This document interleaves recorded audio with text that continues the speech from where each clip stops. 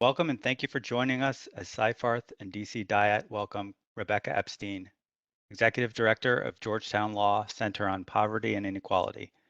All participants are in listen-only mode. You are encouraged to submit questions throughout the program using the Q&A feature located on the right side of your WebEx window. We will do our best to get to everyone's questions. However, if your question is not answered, our presenters will follow up with you directly in the days ahead. For those interested in CLE credit, an attendance verification code will be read during the presentation. Please write this code down. It will not be repeated and is required for CLE credit. Copies of the webinar recording and materials will be distributed to attendees following the presentation. At this time, I'd like to turn the program over to Sarah Biro-Faribault. Sarah, you may begin. Thank you, Dave. Welcome to this talk on the adultification bias against Black girls and the policies and practices that can better support marginalized girls. I'm Sarah Biro-Faribault and would like to begin today by thanking Seyfarth's Washington, D.C. Diversity and Inclusion Action Team, which sponsored this event. I'll be your moderator over the next 45 minutes and will announce a code for CLE credit toward the end. I'm so pleased to introduce our speaker, Rebecca Epstein, Executive Director of the Georgetown Law Center on Poverty and Inequality, who has dedicated her career to race and gender justice. In 2020, I had the pleasure of meeting Rebecca when I first started serving on the Attorney Advisory Board of the Georgetown Center on Poverty's Initiative on Gender Justice and Opportunity, housed here in Washington, D.C. The initiative, which was founded by Rebecca in 2012, trains a special focus on race and gender discrimination's impact on Black girls.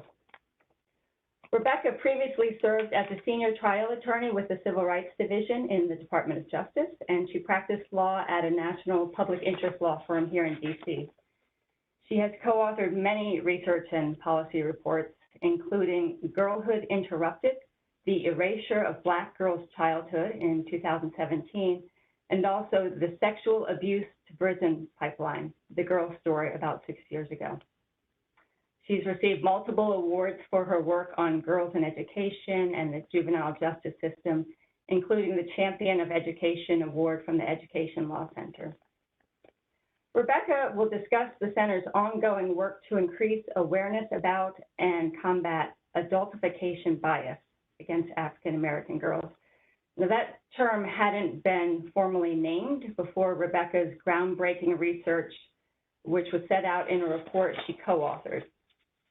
The talk today will also focus on the initiative's mission to center marginalized girls in research, policy, and practice, and to develop solutions that are guided by youth narratives and voices. As Dave mentioned, the presentation will be recorded, and we will also be posting it on social media. It will be emailed to attendees and registrants as well. Now, I'd like to turn this over to Rebecca this afternoon for the presentation. She will speak for about 25 minutes, and we'd like to reserve the balance of 20 minutes or so today for questions. At this time, I'd also invite you throughout the program to type in any questions you may have in the box on your computer, and we'll be addressing those in about 25 minutes. So Rebecca, thank you so much for joining us today. Thank you so much, Sarah, for the opportunity to be here and for that introduction. I really appreciate this chance to talk about our work and to home in on adultification bias in particular. I just wanted to, sorry. Oh, I thought you were speaking. I just wanted to give a little bit of a brief background to flesh out what you were talking about our organization, to give context for who I am and why I'm here. My organization, the Center on Poverty and Inequality, is housed on the campus of Georgetown Law. It's part of Georgetown Law. And our faculty director is Peter Edelman, who's a legendary figure in the field of anti-poverty work since his days working with Bobby Kennedy in the 1960s. And Georgetown Law is lucky that his career path had him wind up here. But while our organization is affiliated with Georgetown Law, we operate in many ways like a nonprofit organization. We don't operate on an academic calendar. We operate year round. And I don't teach, even though people are kind enough to sometimes mistake me for a professor, which I'm not, that's my sister. But instead, I'm committed to solely producing work that carries out our organization's mission. We're also independently funded, and we rely on grants and gifts to do our work, which can be challenging, especially in these times, since many people in the philanthropic space discount girls, especially marginalized girls. And the part of the center I've dedicated myself to as the executive director, as Sarah mentioned, is to focus on just that population, low-income women and girls of color at the Initiative on Gender Justice and Opportunity. Next slide, please. We focus on challenges in the form of the bias the girls face and the trauma that they uniquely experience and the ways that public systems fail them. But we also focus on solutions, how to provide better mental health care to girls, how to implement alternatives to school discipline, how to develop trauma-informed approaches and trainings, and also highlighting the power of restorative justice programs and mindfulness and other interventions. So our approach is typically from a public systems perspective. How can they do better in serving and supporting marginalized girls? Schools are the system we focus on the most as an upstream location that can do proactive work to build girls up and set them up to succeed. And we also look, of course, at girls' interactions with hospitals and doctors, and farther downstream, we examine girls' involvement in facilities and juvenile justice involvement more widely. So it's not unique to do work focusing on at-risk youth and race equity in public systems, but within that work and in that general conversation, the perspective of girls is consistently missing. There's often a focus on boys, and that's needed, but that usually comes at the cost of thinking about girls and their unique experiences, their unique needs, and their unique strengths, which require separate analyses and solutions. We know, for example, that girls of color are experiencing more punitive environments in schools and the juvenile justice system, and even the healthcare system. We know that girls experience trauma in ways that are markedly different from boys, especially in the realm of gender-based violence. And we know that girls especially and uniquely need and value relationships to thrive. And yet, paradoxically, it's precisely in relationships where adolescent girls are frequently hurt. So there are a lot of distinctions that are clear, and we view the initiative's work essentially as doing the important job of writing the balance in race and gender research and policy work. Next slide. This is a little view of some of us. We're a small but scrappy team. And to do our work, we engage Georgetown law students, not just, and also from other campuses across Georgetown. And we work collaboratively with experts in the field, especially researchers at other institutions. We've worked with NYU and Harvard and Occidental College, among others. And we're also very intentional about partnering with direct service organizations like Girls Inc., whose expertise or areas of focus can facilitate our ability to meet and work directly with the women and girls who have life experiences with the issues we work on. And we're very proud of that because it's not typically the way academic institutions work. Unlike an ivory tower approach, we're informed directly by the women and girls who are experts in their own lives. Next slide. We have advisors comprised of girls of color, aged 14 to 24. These are a picture of our current advisors.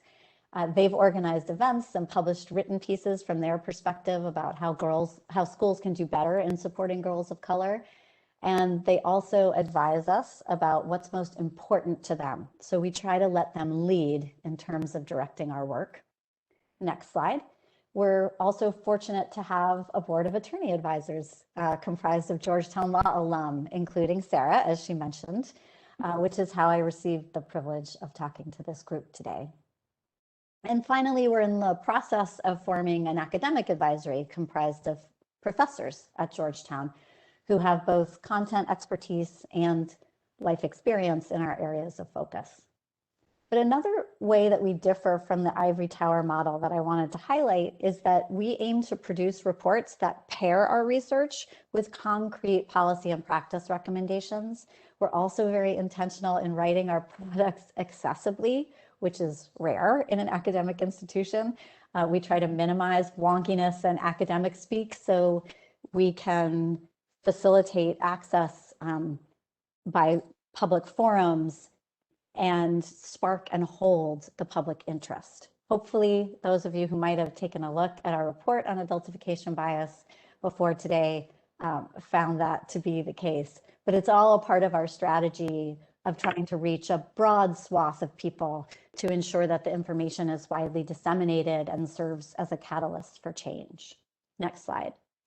So I'll turn to talking about adultification bias in particular as a primary example of the work that we do. And just to start by defining the term, we use adultification bias to refer to adults' perceptions of youth as older and less innocent than they really are. So I want to be clear that this bias is distinct from adults perceiving an individual girl as older based on their observations of her actions that might demonstrate maturity. So this is as opposed to that, as opposed to an adult's evaluation of a specific girl based on contextual clues. We were measuring adults' perceptions, in our case of girls, based on preconceived ideas applied as stereotypes. And in choosing this topic, we knew that the phenomenon of adults viewing Black girls as more adult-like was already very well known to Black women and girls themselves.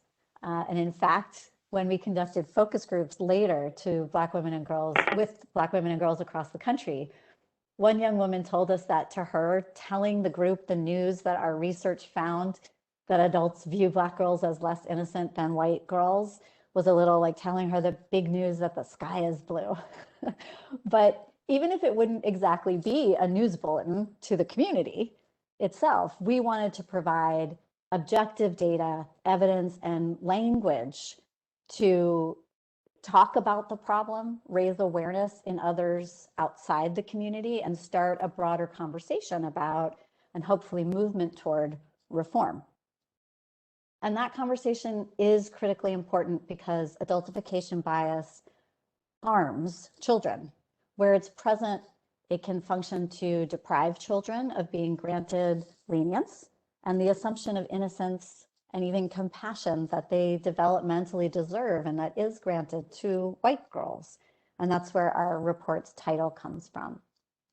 We wanted to focus on this form of discrimination to see if it might be a potential cause for what we know about the disproportionately punitive treatment that public systems impose on Black girls.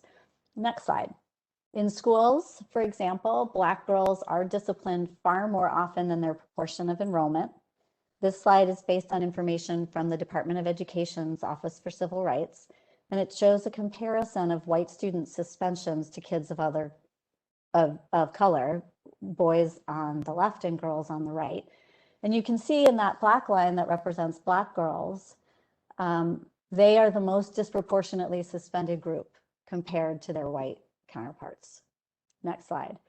We also know that there's more than just an objective evaluation of behavior at the core of these discrepant rates of discipline. Black girls are more often disciplined for violations that are subjectively determined. That is, where a teacher's interpretation of a student's actions is what is going to determine the violation. Things like disrupting school or disobedience or disrespect. So what does that look like, right? And who's defining that in the moment? It's Black girls who are far more likely to be disciplined for violations like those. And this slide shows the results of a recent study of one school district, and it found that the gap in disciplinary rates between Black and white girls for these kinds of subjective offenses, again, is much wider than the gap between Black and white boys. That bottom line about disruptive behavior shows that Black girls were 3 times more likely than white girls to be disciplined for disruptive behavior, whereas Black boys are 1.5 times as likely to be disciplined for that same offense than their white counterparts. So girls reveal a significantly wider discrepancy in discipline by race than boys do. Next slide. And of course, school discipline leads kids into the school to prison pipeline. Suspensions have been shown to lead to more suspensions, and in turn, those suspensions are associated with being expelled from school and then leaving school altogether. And students who leave school, of course, experience negative outcomes. Next slide. There was a study by the ACLU that showed that students who leave high school, we call it pushed out as opposed to dropping out, are 8 times more likely to end up in the juvenile justice system. Next slide. And in fact, the school to prison pipeline can begin right on campus. This is a slide based on data from the National Women's Law Center that showed that Black girls are referred to law enforcement and arrested on school grounds disproportionately to their enrollment as well. That dark blue line shows the difference in enrollment, where white girls are by far the majority compared to Black girls. Those other 2 colors, the green is about referral to law enforcement, and the blue is all girls arrested. And you can see that white girls are arrested less often than Black girls, despite representing such a larger portion of the enrolled population. And there's a similar story in juvenile justice. Next slide, please. Black girls are almost 3 times more likely to be referred to the juvenile justice system than white girls. And they're 20% less likely for their cases to be diverted out of their system than white girls' cases. And Black girls are 20% more likely to be detained. So figuring out a reason for these discrepancies, given how significant and unique they are for girls, as well as the subjective nature of the determinations that lead to punishment, is important as a first step toward developing solutions and closing the gap to work toward more equitable systems and fairer treatment. Next slide. So we worked with Dr. Jamelia Blake, who's at Texas A&M, but was serving as a senior scholar with us at the center at Georgetown, to look at adultification bias as a potential cause of these disparities that we've been talking about. And she took as a starting point the harmful stereotypes that have been proven to exist that are layered onto Black women, perceptions of Black women, negatively portraying them as angry and threatening and hypersexualized. And she shaped research questions to see if adults might project those same stereotypes onto Black girls, which would contribute to potentially harmful reactions, but also reveal a blurring, if it existed, of the lines between adulthood and childhood for Black girls, projecting stereotypes of maturity essentially onto them.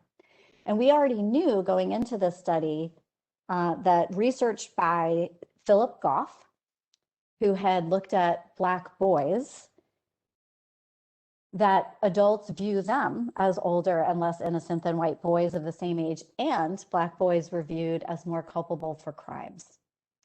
Next slide.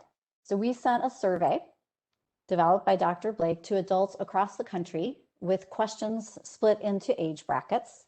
And we asked questions that were intended to measure perceptions of innocence, like, do girls need protection? Do girls need nurturing? And that question was repeated for 4 different age brackets: 0 to 4 years old, 5 to 9 years old, 10 to 14, and 15 to 19. Some surveys asked only about white girls. The other surveys asked only about Black girls. And Dr. Blake did that intentionally so that we could compare the answers without respondents being tipped off to what our interest was in contrast between perceptions of race. So here, I'd ask you to pause to the extent you aren't already familiar with our results and think about what your guess would be about which age bracket might show the biggest difference in adults' perceptions of innocence among girls. We hypothesized that the biggest difference would be seen in adolescence, but that's not what the results showed. Next slide will show our results. We found that the widest difference in perception of innocence of girls came in the age bracket of 10 to 14 years old. And the second widest discrepancy was in the younger age bracket of 5 to 9 years old, with high school girls, 15 to 19-year-olds, coming in third. So to understand this graph, that blank line at the bottom is the responses for white girls being held as a constant. And the blue line is showing you the results for Black girls so that you can see the differences between them. 0 to 4 years old, thankfully, showed a far less significant difference, although a small one. So we were surprised at how young this bias was showing up in adults. Next slide.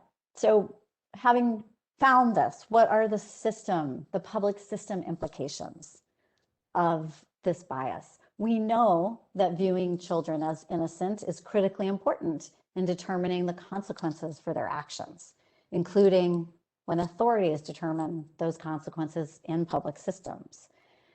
Next slide. The Supreme Court has recognized that children shouldn't be held as responsible for their actions as adults because, of course, they're immature, they're more vulnerable to negative outside influences, and they're still struggling to define themselves.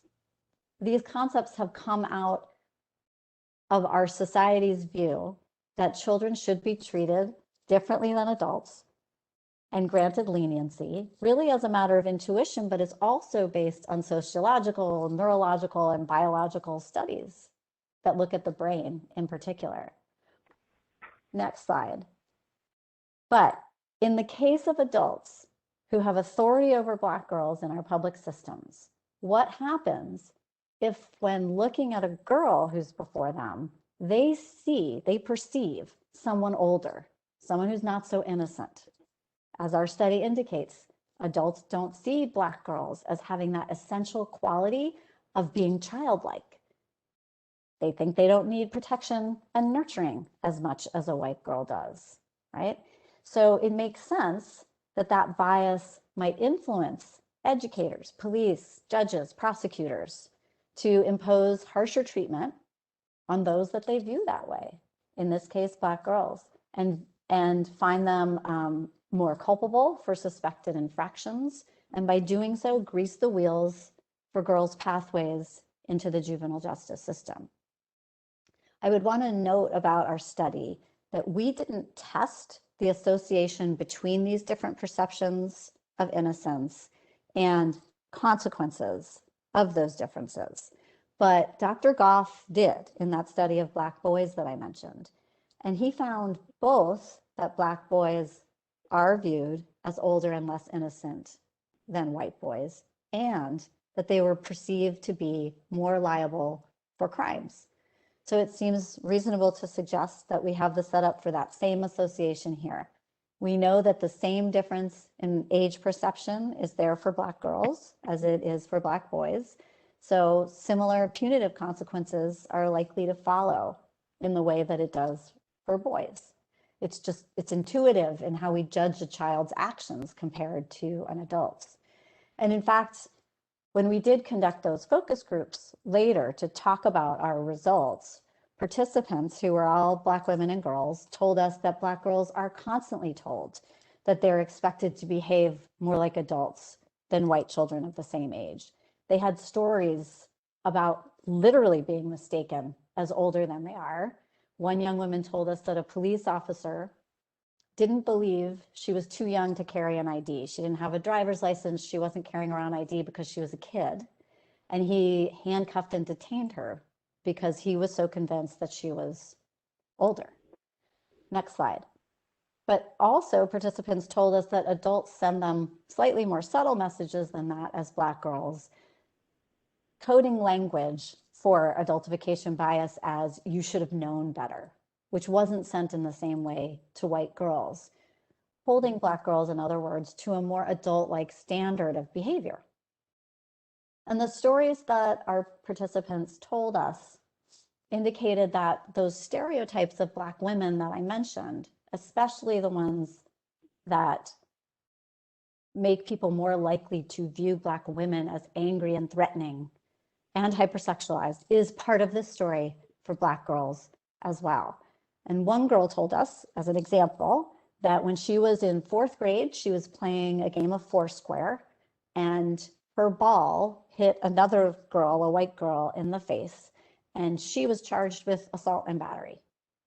And she wanted to transfer schools, but she couldn't because of the record of assaults and battery that she had.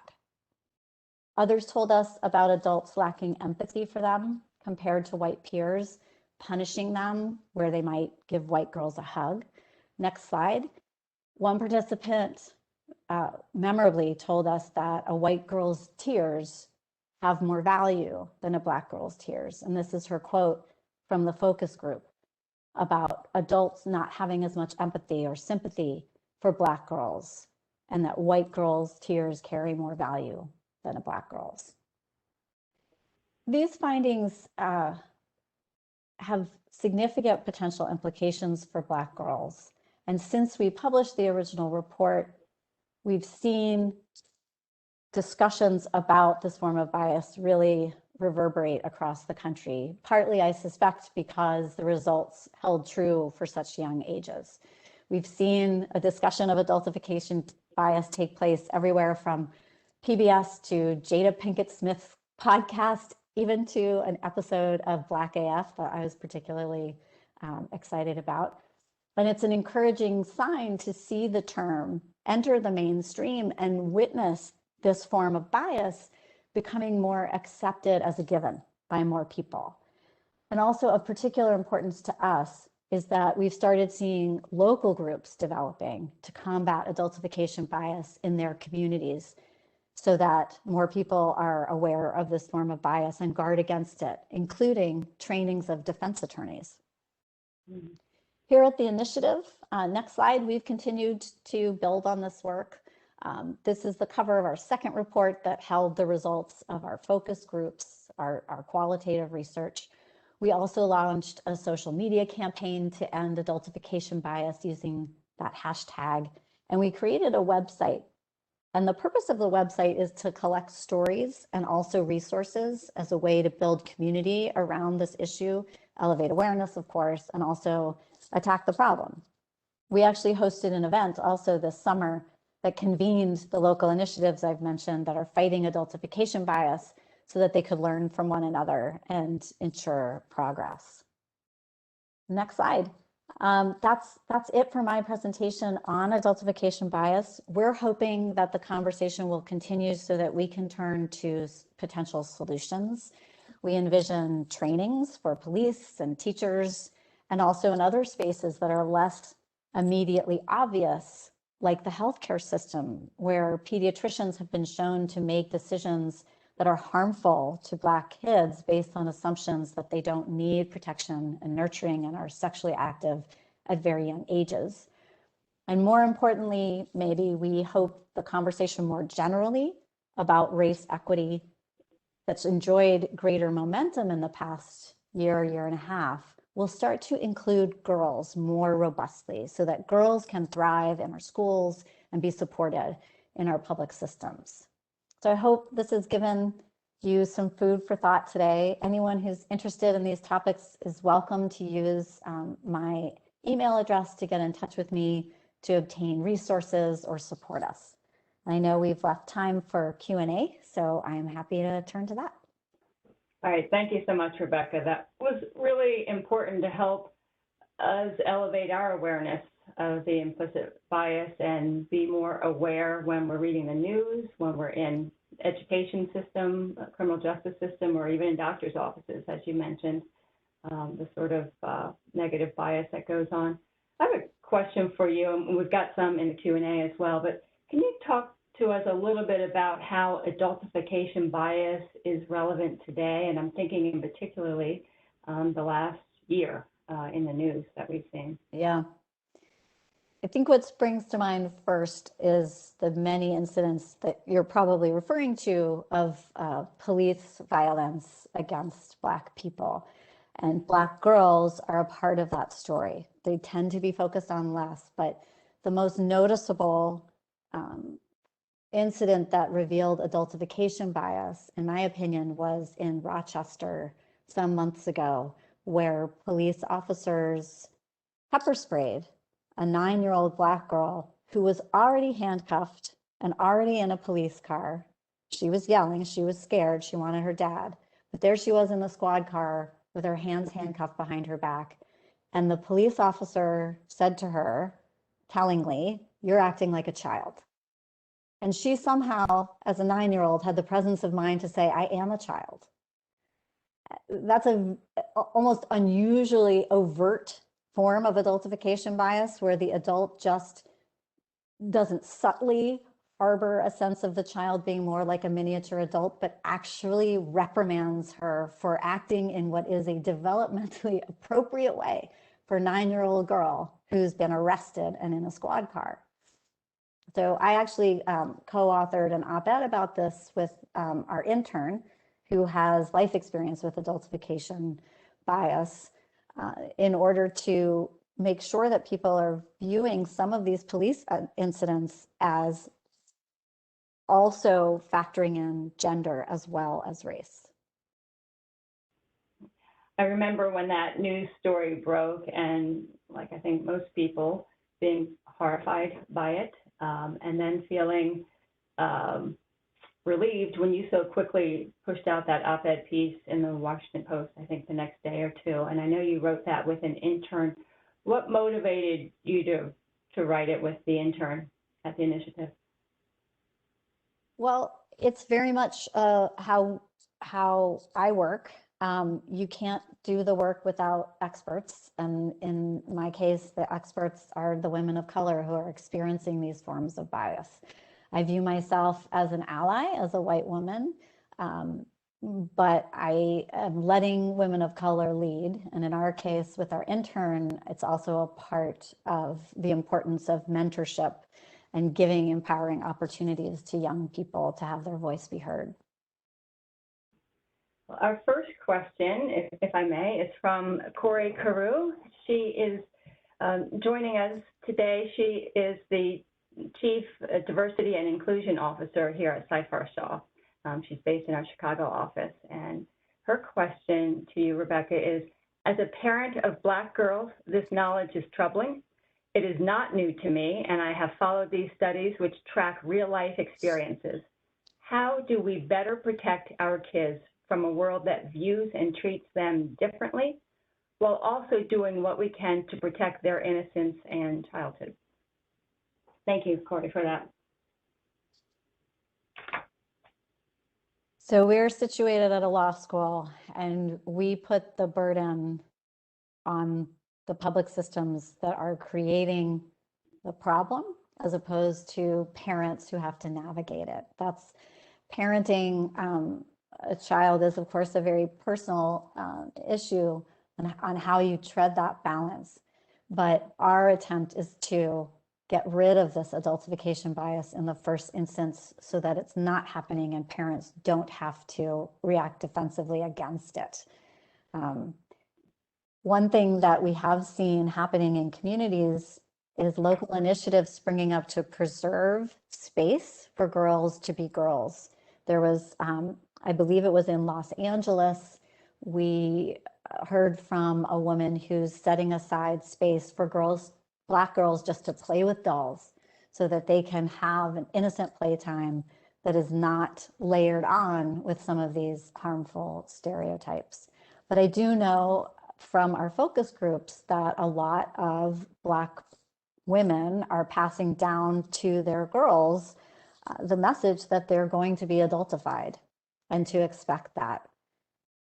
And that is a troubling thing that we're trying to get rid of the cause for parents to have to do that. Your report talks about different settings where the adultification bias is evident, school being one, and you talk about the school to prison pipeline and in the medical community. Can you highlight some examples of what you heard from girls or their parents that was evidence of bias even in a doctor's office? Sure. We were told by a young woman that when she was 12 and in 6th grade, her pediatrician, as part of an annual intake, asked her how many sexual partners she had had. Of course, the answer was 0. And she said she didn't know anyone who was having sex, and that kind of assumption is part of that sexualization of Black girls. And many people have told us about what's happening in doctors' offices with that assumption of sexual activity that is, of course, layered with judgment that is pejorative to Black girls, even when it is based on 0 information and simply on assumptions. Interestingly, a study recently also came out about pediatric anesthesiologists in hospitals and found that Black kids, not just girls, but Black kids generally, were not offered the same choices about anesthesia or having a parent in the room as white kids are. And again, I think at least part of that is reflective of the idea that Black kids don't need to be particularly protected. It's a dehumanization of Black youth that really permeates all of our public systems. Thank you. Are there are you aware of other efforts to track the increasing rate of sort of criminalization of Black girls' behavior or their disproportionate referral to the criminal justice system? I'm wondering if is it getting worse, better? Do you have a sense of that? Yeah, it's, if anything, it has gotten worse. And I base that on 2 things. One is we did come out with a fact sheet in December that analyzed the most recent data that the Department of Education had collected as part of the CRDC. And it showed for the 2017 to 2018 school year, the discrepancy between Black and white girls has gotten bigger. And I'm happy to share that fact sheet.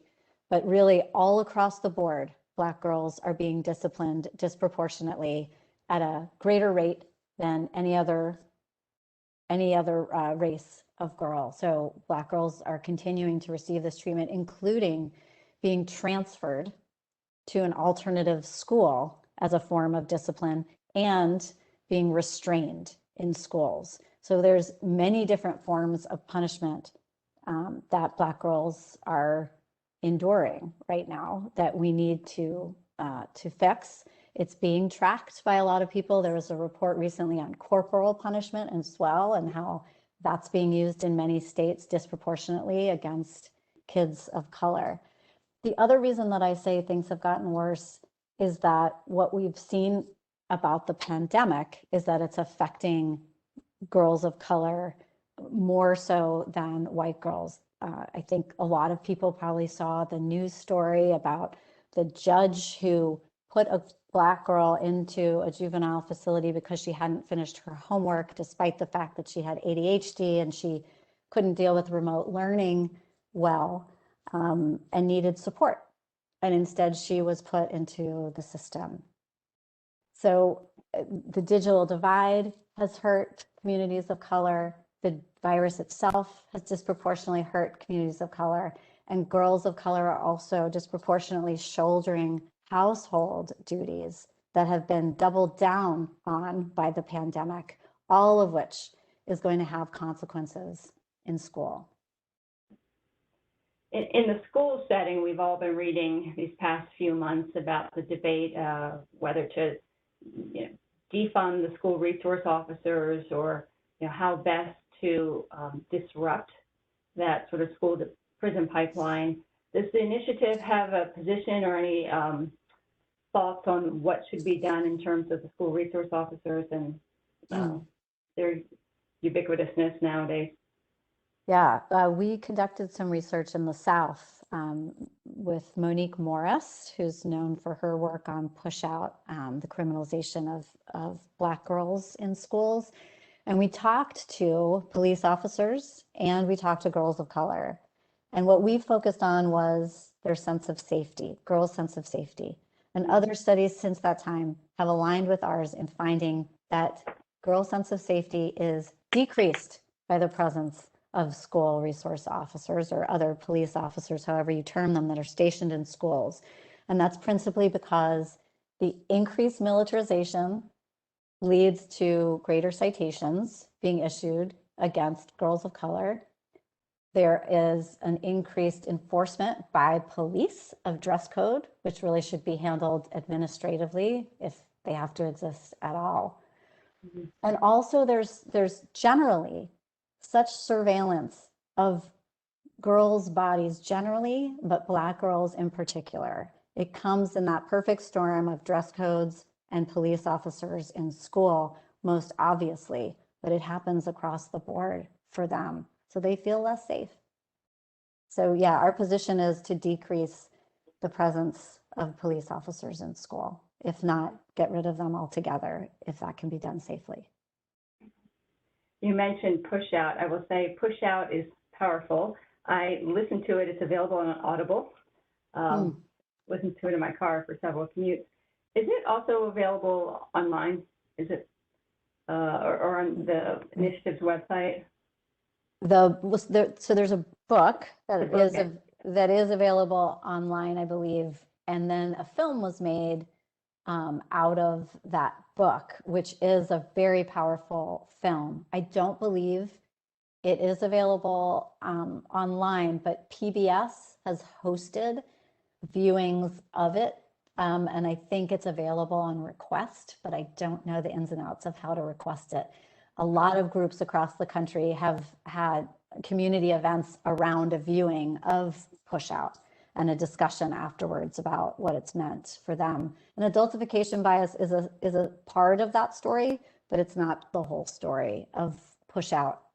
And it does play into, at least in another section, the report that we produced that you mentioned during the introduction about the sexual abuse to prison pipeline, where girls are essentially punished for the gender-based violence that they experience and might carry with them symptomatology of in the classroom. And rather than being supported and being in a healing environment, they're punished and essentially kicked out of school.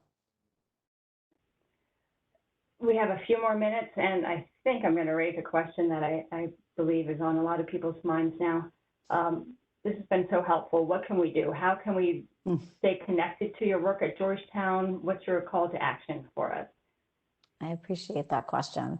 I think you mentioned it a few minutes ago. I think at the highest level, I would urge people to layer on that critical lens when they're hearing the news and in our lives to recognize race and gender bias and how it permeates our perceptions and dehumanizes Black girls.